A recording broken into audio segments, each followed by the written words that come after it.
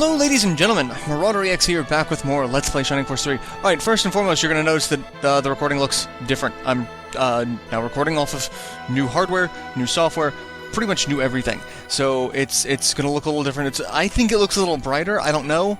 But I think it looks good. I like it. I'm a fan of how it looks. And so let me know what you think, because I'm dealing with that. I can try to tweak it, but from here on out, this is pretty much going to be the consistent look of everything. So, yeah. New equipment, looks good, I like it, I'm a fan. Alright, so I did do some testing as well. I bought a couple of things. We bought the Talisman Rod. It's a deal at the weapon shop. It gives freeze level 2. So technically I don't need Noon in the party right now, because I've got Blaze and but I mean, it's worth having 2 spellcasters. It's fine. We still have Frank in the party. We bought him a Mithril Claw. That was available earlier, but I couldn't actually get it to proc, but it seems to be more consistent that it will show up here after this point. So we've got that. That is technically a Mithril weapon, so we don't have to make Frank a Mithril weapon if we don't want to, I don't believe. So I did a little bit of looking into Mithril weapons as well. This blacksmith can make anything on the Mithril table, so nothing is off limits. There is no change, as far as I can tell, in terms of item proc. So it seems to be the same table, the same RNG as the other. So I, on my first attempt, got a shiny rapier, which is probably the best rapier right off the bat. Critical +5 special attack of alchemy and regen 3 HP a turn. That's one thing about Mithril weapons in this game that I'll get into when we get into this next battle. But there are about 3 Mithril weapons per class, and they have different functionality. To say one is better than the other, it's close to statistical min-maxing, but even then, some of the ones with weaker attack have other functionality, like they increase a stat, they give you access to a special attack that you wouldn't normally have. There's a lot to it. So, alright, so we leave Flagard, and there is a group of Master Monks standing between us and look over. So we're gonna take them out. So that's really it. This is kind of a fodder fight, meant to, if you want to, farm for money or XP, this is a good place to do it, because you have a bunch of Mithril right behind you, and a blacksmith. So, Valsect is planning to pin us down here while they kill palsis. Yeah, they can try. They can try, and they will fail. There could be traps along the way, but we can't turn back. Once more, into the fire, noble warriors. Alright, so we've got this fight. There are a couple of treasures on this fight. There's a secret one, and then there's a not secret one. The not secret one is in a treasure chest right here. The secret one is on this little nub outcropping of water. There's a piece of Mithril there. As far as I can tell, those are the only 2 treasures here, so I could be wrong. There could be a third one, but I will probably be using this fight for farming purposes, because I could go ahead and get all of the Mithril weapons made that I'm aiming to make now, so get everyone squared away. I mean, most people don't need them. Like, Hayward definitely doesn't need a Mithril weapon at the moment. Eldar, this Mithril weapon basically puts her, especially with the white ring, she's pretty much on par with any of my other damage dealers. She does a little bit less damage, but it takes 2 high-end weapons, but it makes her, comparable at the moment.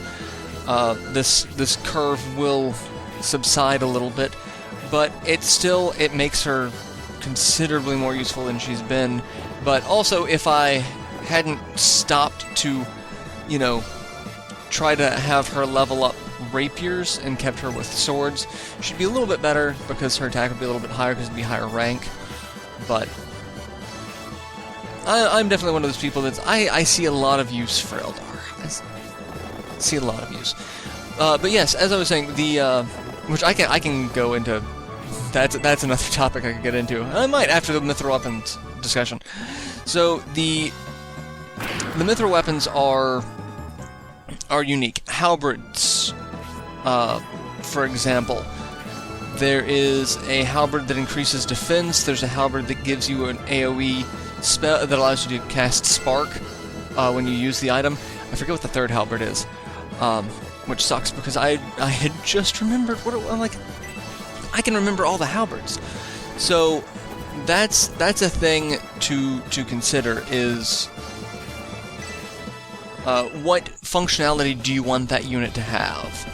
It's definitely something that requires a little more research to try to figure out, but this game is by no means like previous installments of the Shining series where there is a definite top-tier Mithril weapon and everything else below that is a waste.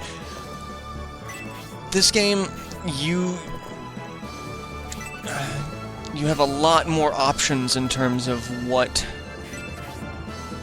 your preferred equipment ranking can be. The same goes for Mithril accessories. The small Mithril is used to make accessories, much like in Shining the Holy Ark.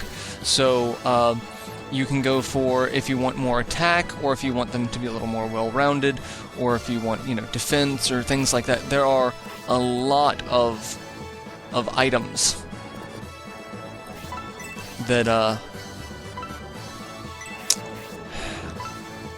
basically allow no, I don't. Items use.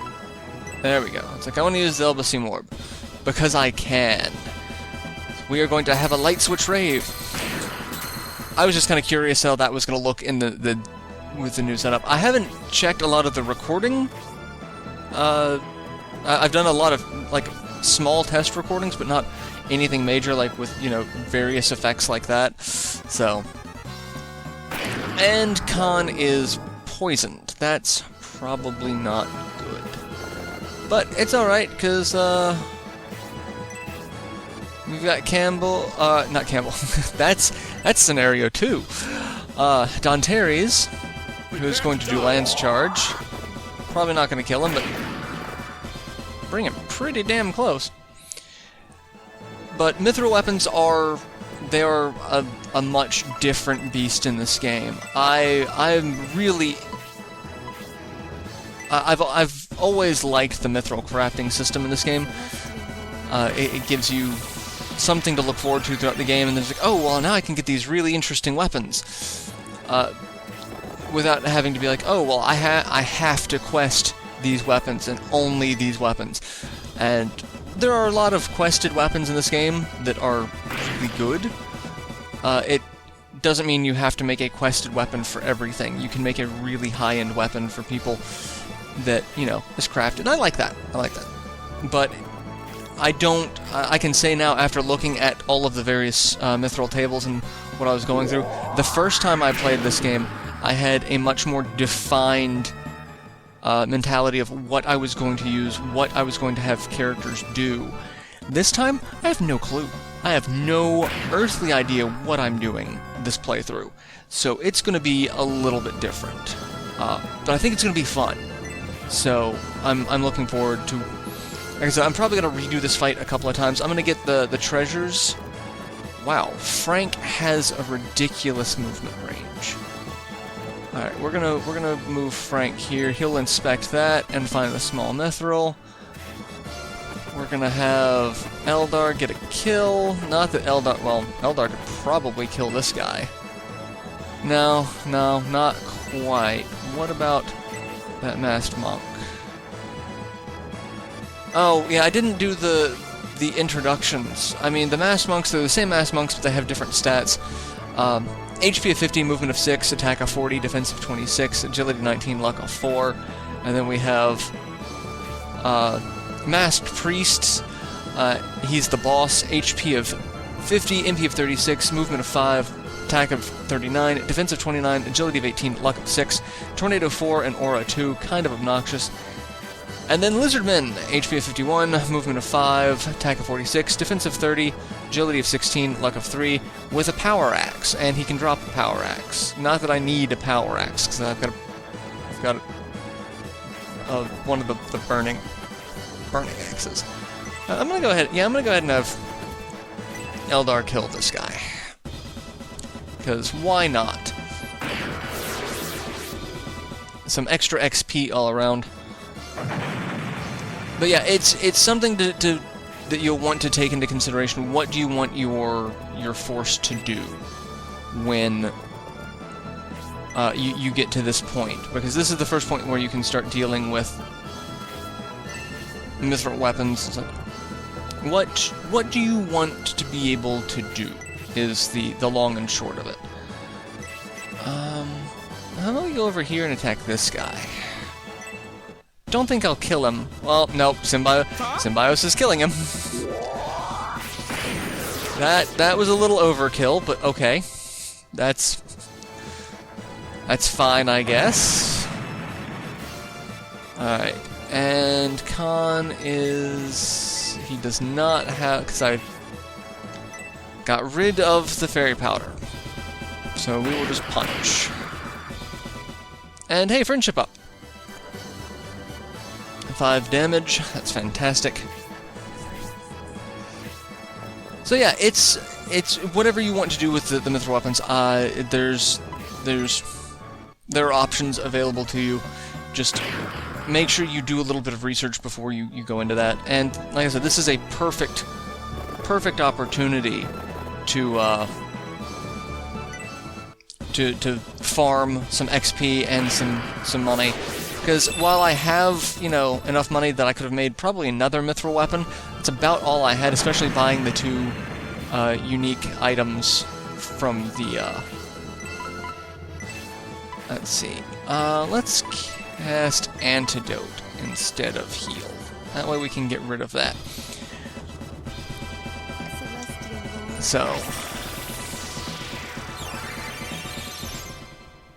that's really it for the mithril stuff. I mean, there's more stuff that you can deal with, but for the most part, it's mithril weapons are going to be used for, really, in the grand scheme of things, depending on what your force is, and even the most generous of forces is probably only going to be about max 50% of your units.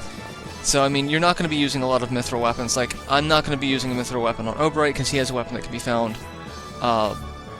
Instead, well, I might make a mithril hatchet for him. That's one thing you might have to do. And that's another thing. They give out a ton more pieces of mithril, because you can make so many variations of weapons. So, and hey, look! Mithril Claw has... you know, properties against masked monks. I think it's demon. So, 45 damage. That makes Frank a little bit more useful against the masked monks. I do have to look and see what other mithril claws there are, should I get the inclination to make him one. Instead of just using what he's currently got, because he's probably not going to be sticking around in my main force, so we've got that as a thing. Symbiosis is just going to keep recovering HP. Let's go ahead and put support on this group, because they're just right out in the open. Lord, give me your power. But it's... I'm sitting here trying to remember all of the quested items. Like, I know Symbiosis gets a quested item. I know Mascarin gets a quested item. I'm pretty sure Dontaries gets a quested item. Those are all the ones that I can think of. Oh, Irene, both of her gloves, because I've got her using glove weapons as opposed to anything else. she has 2 gloves that are fairly interchangeable depending on what stats you want that count as in-game gloves. I think one of them is actually in this treasure chest. So you've got... Those are both quested. As far as everyone else, I think that's it. I think they do actually have to make... At least out of the group that I'm currently using. Ooh! Hayward. It's a good thing that he can't be attacked by too much at the moment. Let's attack him. And long-range pokey. 20 damage. She's doing a little bit better with the spear. A little bit better. And... hey, look. Let's equip my big weapon. And... oh! Okay. That's a little bit more damage. And we can have... Frank get the kill. Frank. Jeez, Frank, going for a lot of wolf fangs? Alright, so Frank's level 6, so I'm not as worried about Frank now. Let's move you back here. We're gonna get an attack boost from Symbios, which means he's dead. Not quite, but close. And Hayward's level 6. I'm kind of okay with that. Alright, do I want to get the kill with Eldar, or do I want to get the treasure chest? Let's get the treasure chest. Because she'll be... well, what equipment does she have? Okay, she's got space. Okay, we'll get the treasure chest. That way, again, if I want to farm this fight, I can, because I've got both treasures without worrying too much about it. Let's have Khan get the kill, because he doesn't get a lot of kills. Fists of Fury. And level 6. Heal level 3. Fantastic. That's great. Yeah, I do have another rant that I can go off on, but I figure I'll wait till the next episode for that. So, yay rants.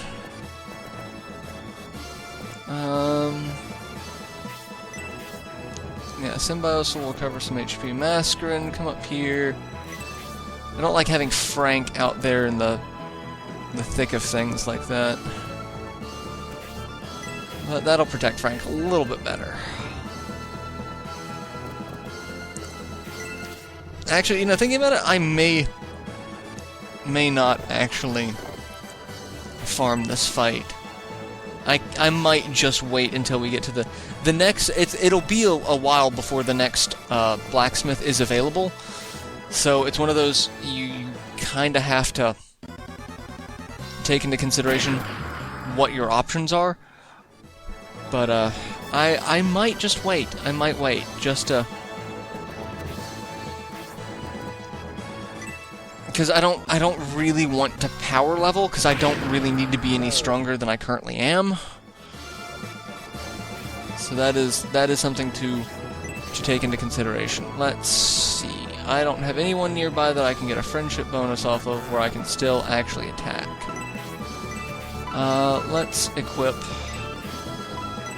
Halberd. We'll do some damage. 21, not too much more damage than the spear. Oh, bright. But I can do this. Hatchet. I'll hatchet you, Bob Crawley! I'm never going to not find that funny. So yeah, I'll probably just keep going. I won't farm. There's not much of a point to farming this particular stage. Let's put Frank back there. We've got other people that need to level up, so he doesn't need to get as many kills. Let's... I can't heal Symbios because I don't have it. I mean, I can heal him. But I can't remove the poison, not with Khan. Anyway, that's about it for this episode. That's about all I've got time for. So I will see you guys in the next installment, where, like I said, I'll probably just go ahead and finish up this fight, and we'll just keep going with the story. Because Lord knows I don't need to make it any easier than it already is, because kinda plowing through these guys. So I'll see you guys in the next installment. Till then, later everyone.